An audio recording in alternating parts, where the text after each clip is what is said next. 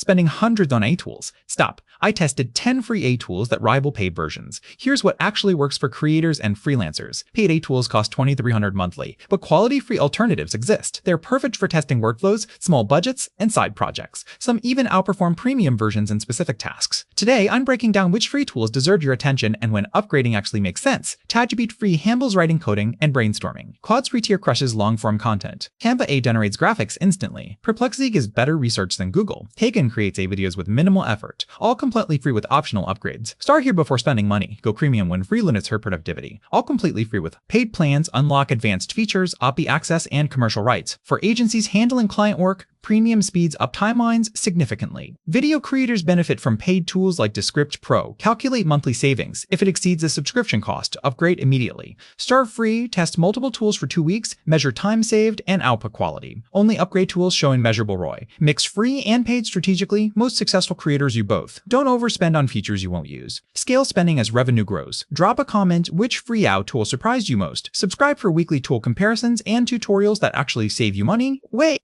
free cool. Subscribe.